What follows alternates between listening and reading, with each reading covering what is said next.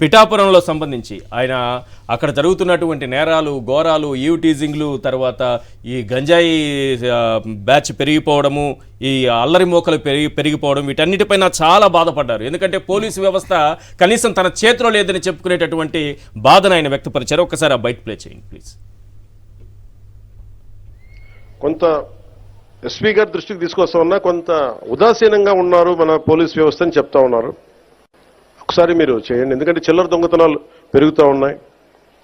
గంజాయికి అలవాటు పడ్డ కుర్రాళ్ళు 100-500 లాక్కొని పోతా ఉన్నారు. దొంగతనం చిన్నదే కావచ్చేమో కానీ ఊళ్ళల్లో నోటి మాట ద్వారా దొంగతనాలు పెరిగాయి అనేది మొదలైతే పవన్ కళ్యాణ్ వచ్చి దొంగతనాలు పెరిగినాయంటే చాలా దరిద్రంగా ఉంటుంది. దయచేసి చూసుకోండి. ఈవ్ టీజింగ్ పెరిగిపోయింది. బైక్స్ మీద రౌండ్స్ కొడుతూ అమ్మాయిల్ని ఇబ్బంది పెడుతూ వేధిస్తున్నారు. ఇలాంటివన్నీ చాలా ఉన్నాయి. అది మొత్తం రాష్ట్రాలు మొత్తానికి సంబంధించిన విషయం నేను చెప్పింది. ఒక నియోజకవర్గం కాదు, ఒక జిల్లా కాదు, రాష్ట్రం మొత్తంలో కూడాను. నేను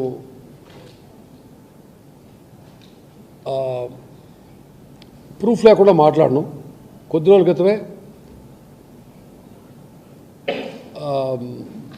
యాన్యువల్ క్రైమ్ రౌండప్ చెప్పినప్పుడు, క్రైమ్ స్టాటిస్టిక్స్ చెప్పినప్పుడు చాలా క్లియర్గా చెప్పాను. ఒక్క సైబర్ క్రైమ్ తప్పించి, సైబర్ క్రైమ్ పెరిగింది. అది తప్పించి అది ప్రాపర్టీ అఫెన్సెస్ కానీ ఇంకేదైనా అన్నారు కానీ ఖచ్చితంగా తగ్గుముఖం పడి అది నేను ఖచ్చితంగా అది. ఎస్ పాషా గారు, ఒక వ్యూహాత్మకమో, స్వప్రయోజనమో, నిర్వేదమో ఏదో ఒకటి ఉండాలి. నిర్వేదం అయితే చాలా క్లియర్గా కనిపిస్తుంది. దీని వెనుక ఇంకొక ప్లాన్ కూడా ఉండొచ్చేమో. ఈ నిర్వేదం వెనుక అంటే తనకి ఈ ఇక్కడ జరుగుతున్నటువంటి నేరాలు, ఘోరాలు కానీ, లేకపోతే ఈ పథకాలు ఇవ్వకుండా ఫెయిల్యూర్, కూటమి ప్రభుత్వం ఫెయిల్యూర్ అన్నది కానీ, లేకపోతే తిరుపతి తొక్కిసలాట కానీ, ఇవేవి తనకు అంటకుండా తను ఒక క్లీన్ ఇమేజ్ కలిగినటువంటి వ్యక్తిగా ఉండాలని ఏమన్నా తాపత్రయపడుతున్నారా? దానికోసం బయట వచ్చేసి శాంతి భద్రతలు లేవని మాట్లాడుతున్నారా? నమస్కారం అండి. సార్, ముందుగా మనం ముసలం గురించి మాట్లాడాలి. అంటే ముసలం అంటే ఏంటో మీ అందరికి తెలుసు, నేను చెప్పక్కర్లే. ఇక్కడ ఎవరి మధ్యలో ముసలము అంటే జనసేన టీడీపీ మధ్యలో ముసలం. దీనికి ఒక చిన్న ఉదాహరణ సార్. ఒక వీడియో వైరల్ అవుతుంది. ఇది పెట్టిన వాళ్ళు ఎవరు అంటే జన సైనికులు పెడుతున్నారు. ఎవరు వేరే వాళ్ళు కాదు, జన సైనికులు పెడుతున్నారు. వీడియో ఏంటి అంటే పాత వీడియో కావచ్చు, పాత వీడియోనే, కానీ దాన్ని ఇప్పుడు వైరల్ చేస్తున్నారు. ఈ వీడియో ఏంటి ఒక్కసారి చూడండి. అధికారంలోకి వచ్చిన మొదటి సంవత్సరం అంటే 2025 జనవరి నాడు జాబ్ క్యాలెండర్ మేము ప్రకటిస్తాం. బాబు వస్తే జాబ్ వస్తుంటే వాళ్ళ అబ్బాయికి జాబ్ ఇచ్చారు తప్ప మిగతా వాళ్ళు ఎవరికి. ఇందులో ఈ 2 వీడియోలు కూడా పాత వీడియోలే. అవును. ఒకటి కాకపోతే ఆ వీడియోలని ఇప్పుడు వైరల్ ఎందుకు చేస్తున్నారంటే జనవరి వచ్చింది. అవును, జనవరి వచ్చింది, జాబ్ క్యాలెండర్ అనేది చేయాలి. నువ్వు చేయలేకపోయినావు, మా పవన్ కళ్యాణ్ గారు అప్పుడే చెప్పారు అని చెప్పేసి దీన్ని జనసేన వాళ్ళు వైరల్ చేస్తున్నారు.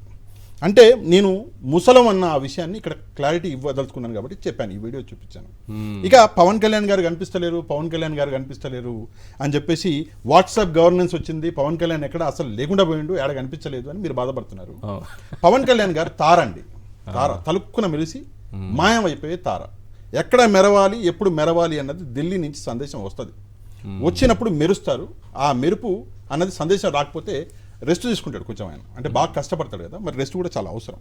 సరే, ఇక మెయిన్ టాపిక్ వచ్చేస్తే సార్, నిన్న పొద్దుటి నుంచి రాత్రి వరకు చంద్రబాబు నాయుడు గారు, లోకేష్ గారు వాట్సాప్ గవర్నెన్స్ గురించి చాలా అంటే చాలా బాగా చెప్పారు. మన మిత్ర అని పేరు పెట్టారు అనుకుంటా, మన మిత్ర చాలా బాగా చెప్పారు సార్, నాకు చాలా నచ్చింది. సార్, ఇక్కడ విషయం ఏంటంటే 95లో అప్పుడు ఐటీ అన్నారు, ఇప్పుడు 2025లో ఇప్పుడు ఏమంటున్నారంటే ఏఐ అంటున్నారు.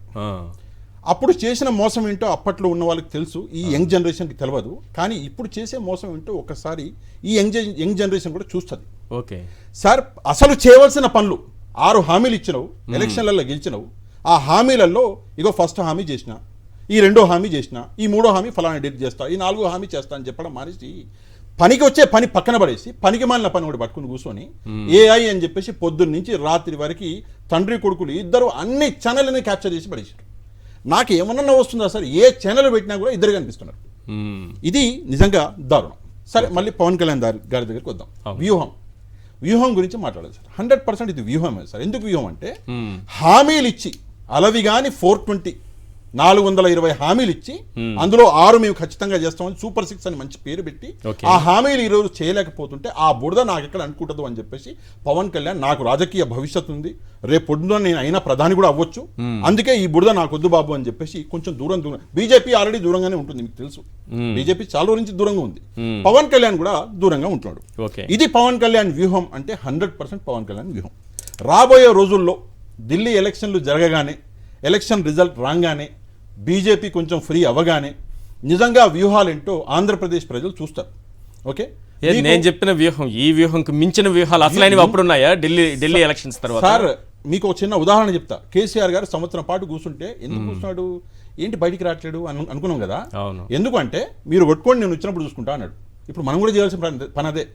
వీళ్ళ ముసలము వీళ్ళు కొట్టుకుంటారు, రేపటి నుంచి అంటే ఈ ఎలక్షన్లు కాగానే ఢిల్లీ ఎలక్షన్లు ఫుల్ ఎంటర్టైన్మెంట్. అవును. ఆ రాష్ట్రంలో మొత్తం ఏం జరుగుతుంది అంటే షిండే అని ఒక ఫేమస్ పేరు ఉంది సార్ మన దగ్గర, ఇండియాలో చాలా ఫేమస్ పేరు షిండే. మహారాష్ట్ర మీకు తెలిసే ఉంటుంది, మహారాష్ట్రలో షిండే అని ఉంది. పాపం ఆయన జాతకం బాగాలేనట్టుంది, దేశ రాజకీయాలకే షిండే మార్గదర్శకం. అదే సార్ ఆయన జాతకం బాగాలేనట్టుంది. కొన్ని రాజకీయాలకి 5 సంవత్సరాలు అట్లా మెరిచి మళ్ళీ అదే పొజిషన్కి వెళ్ళిపోయింది ఆయన ఇప్పుడు. అవును. అట్లనే బీజేపీ వాడుకుని పవన్ కళ్యాణ్ కూడా అదే చేస్తుంది ఫైనల్ గా, అది వేరే సంగతి. అదేమైనప్పటికీ కూడా ఈ రోజు పరిస్థితి ఎట్లా మారిపోయిందంటే సార్ పవన్ కళ్యాణ్ కాంప్రమైజ్ ఈ రెండు ఒక పదాలు అయిపోయినాయి ఇప్పుడు. ఫస్ట్ ఏదో ఒక పనికిరాని ఇష్యూ తీసుకోవడం, దాని మీద అరవడం, దాని తర్వాత వెనకాల నుంచి ఏదో ఒక ఆఫర్ రావడం. అంటే ఇందాక మీరు అన్న 1200 ఎకరాలు సార్, ఏంటి సార్ అది నాకు అర్థం కాదు. 1200 ఎకరాలు అంటే ఏంటి? అది మన పెద్ద కంపెనీయా, ఎంఎన్సీయా, మల్టీనేషనల్ కంపెనీ కూడా ఇవ్వం కదా సార్ 1200 ఎకరాలు. ఇది కియా మోటార్స్కే ఇవ్వలేదు కదా. మరి అట్లాంటి కియా మోటార్స్కి ఇచ్చింది 600 ఎకరాలు ఎంత ఉంది? మరి అట్లాంటిది సార్ తెలిసినంత ఇక్కడ క్లారిటీ ఒక విషయం అడుగుతాం మిమ్మల్ని. 1200 ఎకరాలు ఇచ్చారు అంటే నువ్వు కాము కూర్చో అని చెప్పినట్టే కదా, అంతే కదా. సరే ఇచ్చింది పెద్ద మొగుడిగా అంటే ఆయనకి ఇంతవరకు ఆ క్లారిటీనే లేదు, ఆ వాహన రంగంలో అసలు ఆయనకి ఎక్స్పీరియన్స్ లేనివాడికి 1200 ఇచ్చింది అంటే సింపుల్ గా చెప్పాలంటే ఆయన పవన్ కళ్యాణ్ గారికి బినామీ అని చెప్పేసి అనుకోవచ్చా? ప్రశ్నిస్తున్నా. అనుకో, నేను చెప్పిన నన్ను తీసుకెళ్ళి లోపలేశారు. ఎందుకు ఈ నడుస్తుంది ఫ్యాషన్?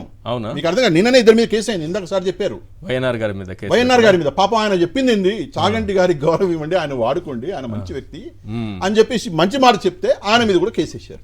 అసలు ఆ ఛానలే ముగించాలని రాశారంట కదా. అది చెప్తున్నాను నేను. యూట్యూబ్ సార్ ఒక విషయము, రవీష్ కుమార్ అని చెప్పేసి ఒక జర్నలిస్ట్ ఉండే, చెప్పొచ్చు ఆయన పేరు, పర్లేదా? చెప్పచ్చు. ఆయన మంచి ఒక కాడ ఉంటే ఆయన గెలికిరు సార్, గెలికిరు. ఈ రోజు రవీష్ కుమార్ మింగలేని అసలు అదైపోయిండు బీజేపీకి. పోయి యూట్యూబ్ ఛానల్ సపరేట్ గా పెట్టేసుకున్నాడు. ఆ యూట్యూబ్ ఛానల్ తీసేసారు అనుకోండి, వెబ్సైటే లాంచ్ చేస్తాడు. ఈ రోజు పరిస్థితి అది. వైఎన్ఆర్ని ఏమన్నా ఆపగలరు అనుకుంటున్నారా? వైఎన్ఆర్ ఆగడు. ఎందుకు ఆగడం అంటే వైఎన్ఆర్కి అంటే కొంతమంది యూట్యూబర్స్ ఉన్నారండి, అందులో నేను కూడా ఒకడిని. ఆ యూట్యూబర్స్కి ఒక రోగం ఉంది సార్. ఏంటి ఆ రోగం అంటే ప్రజా పక్షాన నిలబడి మాట్లాడడం, తప్పుని తప్పు అని చెప్పడం. అది మాకున్న రోగం, మేము ఆగలేము. అది మీరు ఆపినా ఆగలేము, మీరు బెదిరించినా ఆగలేము, మీరు పోలీస్ స్టేషన్లో పెట్టినా ఆగలేము, మీరు జైల్లో పడేసినా కూడా ఆగం. తప్పును చెప్పడం, నిజాన్ని మాత్రమే చెప్పడం అనే అణుబాంబును పెట్టుకున్నారు మీరు. కొంతమంది రోగం అది ఎప్పుడు వెళ్తుందో ఏంటో అది మీకు అర్థం కావట్లేదు. 47కి ముందు కొంతమందికి ఆ రోగం ఉండే సార్, మన భారతదేశంలో ఉంది. అది మసాలాలు తింటాం కదా, మనకు ఉంటుంది అది. 47కి ముందు ఉండే. మనం ఆ రోగం వల్లనే స్వరాజ్యం సాధించుకున్నాం. ఈ రోజు వచ్చి భయపెడతాము అంటే ఇంట్లూరి మనకు తెలుసు రవికిరణ్, ఈ రోజు కూడా ఏడున్నాడు, ఆయన కుటుంబం ఏడున్నది ఒకసారి. సరే మళ్ళీ రిటర్న్ వద్దాం టాపిక్ లోకి. ఇప్పుడు ఢిల్లీ ఎలక్షన్ తర్వాత ఏం జరుగుతుంది? చాలా ఆసక్తికరమైన పాయింట్ చెప్పి అక్కడి వరకు చెప్పి వదిలేశారు మీరు. సార్ ఢిల్లీ ఎలక్షన్ల తర్వాత పవన్ కళ్యాణ్ గారు కొన్ని రోజుల ముందు ఒక మాట చెప్పాడు. 6 నెలలు నేను బాగా ట్రయల్ బాల్ వేసాను, 6 నెలలు ట్రయల్ బాల్ అయిపోయినాయి, ఇప్పుడు మెయిన్ మ్యాచ్ ఆడుతున్నాను అన్నాడు. సరే మెయిన్ మ్యాచ్ ఆడేసరికి ఢిల్లీ ఎలక్షన్లు వచ్చినాయి. ఢిల్లీ ఎలక్షన్ల తర్వాత అదేం దరిద్రం కానీ కొన్ని రోజులు గ్యాప్ ఉందిలేండి ఎలక్షన్లకి మళ్ళీ. అయితే బీజేపీ ఫ్రీగా ఉంటుంది. ఏం చేస్తారు అంటే పవన్ కళ్యాణ్ మన చంద్రబాబు నాయుడు గారి కింద, లోకేష్ గారి కింద మంట పెడతారు. ఆ మంట పేరే పవన్ కళ్యాణ్. పెట్టి బాగా ఉడికిచ్చి మాకొద్దు బాబు నువ్వు అనేంత వరకు ఉడికిస్తారు. ఇంకో పవన్ కళ్యాణ్ గారికి మంట పెడుతున్నట్టు లేదా? లొకేషన్ సీఎం చేయాలి దావోస్ లో పోయి అరుస్తున్నారు కదా సార్. దావోస్ లో పోయి అరుస్తున్నారు, మీకు అది వినిపిస్తుంది. కానీ జన సైనికులు ఏమంటున్నారు, పవన్ కళ్యాణ్ సీఎం చేయండి, డిప్యూటీ సీఎం లోకేష్ చేయండి. ఒక ఫేమస్ ఒక సినిమా నిర్మాత అనుకుంటా, ఆయన పేరేదో ఉంది. ఆయన నేను కలగన్నాను, ఆ కలలో పవన్ కళ్యాణ్ ముఖ్యమంత్రి అయ్యాడు, డిప్యూటీ సీఎం ఎవరు అంటే మన లోకేష్ అండి అని చెప్పి ఆయన చెప్పడం జరిగింది. ఒక ఫేమస్ నిర్మాత దర్శకుడు ఆయన సినిమాలకు సంబంధించి. అయితే విషయం ఏంటంటే సార్, ఇటు జనసేన వాళ్ళు చెప్తున్నారు మా నాయకుడు పెద్దోడు కావాలి, మా నాయకుడు సీఎం కావాలి, ఇటు వీళ్ళు అంటున్నారు మా నాయకుడు సీఎం కావాలి. ఏదేమైనా కూడా ఫైనల్ గా ఇక్కడ జరిగేది ఏంటంటే సార్, టీడీపీ ఈ రోజు మెజారిటీలో ఉంది కాబట్టి ఓకే. సమాజ్వాదీ పార్టీ అని ఒక పార్టీ ఉంది సార్. ఆ సమాజ్వాదీ పార్టీలో ములాయం సింగ్ యాదవ్ అని చెప్పేసి చాలా పెద్ద లీడర్, ఆయనే పార్టీ పెట్టడము, పార్టీని గెలిపించడం చాలా పెద్ద లెవెల్లో జరిగింది. ఫైనల్ గా ఆయన కొడుకు అఖిలేష్ యాదవ్ అని ఉన్నాడు. ఆయన మీద ఒక మచ్చ ఏంటంటే వాళ్ళ నాన్నని ఇంట్లో కూర్చోబెట్టిండు, మొత్తం ప్యాక్ చేసేసి ఇంట్లో కూర్చోబెట్టి ఈయన ముఖ్యమంత్రి అయ్యిండు అంటారు. ఆ సిచ్యువేషన్ వస్తుంది సార్, ఆంధ్రప్రదేశ్లో కూడా వస్తుంది. ఆ సిచ్యువేషన్లో ఒక భాగమే టీజీ భరత్ గారు ఒక ప్లాట్ఫామ్లో, ఇంటర్నేషనల్ ప్లాట్ఫామ్లో నిలబడి ఈ మాట చెప్పడం, ముఖ్యమంత్రి అవుతారు అని చెప్పేసి. ఆ ప్లాన్లో భాగమే ఈ రోజు అదే ప్లాన్లో భాగం 3 సార్లకు మించి ఎవరు ఏ పదవిలో ఉండకూడదు అని స్వయంగా లోకేష్ గారే ముందుకొచ్చి చెప్పడం. ఏది ఏమైనప్పటికీ కూడా చంద్రబాబు నాయుడు గారు ఒక్క టైంలో 1994-95లో ఒక గొయ్యి తవ్విండు కదా, ఈ రోజు అదే గొయ్యికి చాలా దగ్గరలో ఉన్నాడు, అందులో ఎట్లాంటి సందేహం లేదు. నేను మాటికి ఆ హోటల్ పేరు చెప్తుంటా, నాకైతే ఆ హోటల్ మర్చిపోతుంటారు, నేను మర్చిపోతాను సార్. వైస్రాయ్ హోటల్, ఆ వైస్రాయ్ హోటల్ మళ్ళీ విజయవాడలో ఏమైనా ఉందా దయచేసి మీరు చెప్పాలి. మంచి స్పాట్ వెతకండి సార్, ఆ ఒక్క హెల్ప్ చేయండి చంద్రబాబు నాయుడు గారికి. ఎంత ఘోరం అంటే సార్, నాకు నవ్వొస్తున్నది. ఎంత నవ్వొస్తుందంటే పవన్ కళ్యాణ్ గారు ఆయన చెప్పిన మాటలు యాక్చువల్లీ మాకు మీమ్స్ పంపిస్తుంటారు. ఒక మాట చెప్పి ఒక మాట మీద నిలబడనే ఒక వ్యక్తి ఉన్నాడు రాజకీయ నాయకుడు అంటే భారతదేశంలో బహుశా పవన్ కళ్యాణ్. ఒక్క మాట అంటే ఒక మాట మీద నిలబడలేడు సార్, రైట్, మొత్తం ప్యాకేజే. అండ్ ఇంకో చివరి విషయం ఒకటి చెప్తా సార్, చెప్పండి. మనకి తిరుపతిలో తిరుమలలో సంఘటన జరిగితే లడ్డూ గురించి కింద నిలబడి చాలా అంటే చాలా ఆవేశంగా మాట్లాడాడు. నిజంగా సార్ ఆ రోజు చాలా బాధేసింది. అరే దేవుని సైతం వదిలిపెడతలేరే, ఎంత మూర్ఖులు, రాజకీయాల కోసం ఇంతలా గలీజుకు దిగిర్రే అని చెప్పేసి నేను కూడా చాలా బాధపడ్డా. కానీ దేవుడి మహిమ సార్, అదే స్థానంలో నిలబెట్టి సారీ చెప్పించుకున్నాడు పవన్ కళ్యాణ్తోనా దేవుడు. వెంకటేశ్వర స్వామి 118 రోజులని అందరు లెక్కేసి కూడా వెంకటేశ్వర స్వామి అదే స్థానంలో నిలబెట్టించుకొని అదే పవన్ కళ్యాణ్ తోటి సారీ చెప్పించుకున్నాడు. అది దేవుడి మహిమ. నువ్వు ప్రజల్ని మోసం చేయొచ్చు, ప్రజల్ని ఏమన్నా చేసుకో, కులాల పేరు చెప్పి విడదీయొచ్చు, మతాల పేరు చెప్పి విడదీయొచ్చు. జగన్మోహన్ రెడ్డి లాంటి వ్యక్తి, ఇంత మంచి పని చేసినటువంటి వ్యక్తి భారతదేశంలో బహుశా ఏ రాష్ట్రంలో 99% మేనిఫెస్టోని అమలు చేసిన వ్యక్తి ఇంకో లేడు, జగన్మోహన్ రెడ్డి ఒక్కడే ఉన్నాడు. ఆయన మీద కూడా వ్యతిరేకత మీరు క్రియేట్ చేయొచ్చు, కానీ దేవుని మోసం చేయగలరా? చేయలేరు కదా. ఈ రోజు పరిస్థితి, రేపు పొద్దున్న ఇది జస్ట్ బిగినింగ్, రేపు పొద్దున్న ఈ రాజకీయం దీంతో ఆగదు. 22 చూసినావు, మళ్ళీ నువ్వు 2 చూస్తావు, ఆ 2లో నువ్వు ఉంటావో లేదో అది కూడా డౌటే, మళ్ళీ అది కూడా చెప్తున్నాను. Right right. ఒక్కసారి ఈ క్షమాపణకు సంబంధించి మంచి పాయింటే గుర్తు చేశారు మీరు. అక్కడే నిలబడి క్షమాపణ ఆయన చెప్పడమే కాదు, మిగతా టీటీడీ బోర్డును కూడా క్షమాపణలు అడిగేటటువంటి పరిస్థితి తీసుకొచ్చారు. ఒకసారి ఆ క్షమాపణలు బయట ప్లే చేయండి.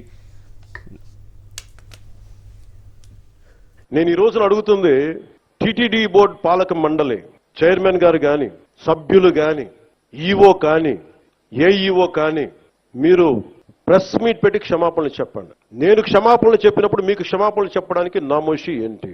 బాధ్యత తీసుకోండి, బాధ్యత తీసుకోవాలి. ఇది చాలా బాధ కలిగించేది. మాకు సంబంధం లేదంటే ఎట్లా? నా తప్పు కాదంటే రాజు 7 చేపలు కదలా, మరి ఎవరు చేస్తారు ఇది? నాకేం సరదా నాకు క్షమాపణలు చెప్పడం? నేను దోషిగా నిలబడాలా ఇలాంటి సంఘటనలో? మీరందరూ వచ్చి ఒక్కొక్క వ్యక్తి గురించి కథ వింటప్పుడు మీకు బాధ అర్థమవుతుంది. క్షమాపణలు చెప్పండి, మీరు క్షమాపణలు చెప్పి తీరాలి, వేరే దారి లేదు మీకు. క్షమాపణ చెప్తే చెప్పడంలో తప్పలేదు, చెప్పినంత మాత్రాన చనిపోయిన వాళ్ళు బతికి రారు కదా. అది అవన్నీ ఎవరో ఏదో మాట్లాడారంటే వాటికన్నిటికి స్పందించాల్సిన అవసరం లేదు. కాకపోతే తప్పిదం జరిగింది, అది ఎలా జరిగింది, ఎట్లా జరిగింది అనేది ఎంక్వైరీ చేస్తారు. బాధ్యుల మీద కఠినమైన చర్యలు తీసుకుంటాం, అందులో ఏమాత్రం డౌట్ లేదు.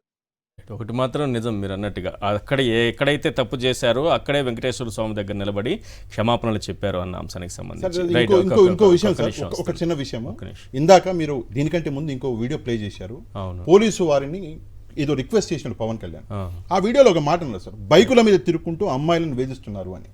సార్ బైకుల మీద సైలెన్సర్లు పీక్కొని వెళ్ళండి అని చెప్పిందే నువ్వు, ఆ సంస్కారం పిల్లలకి నేర్పించిందే నువ్వు.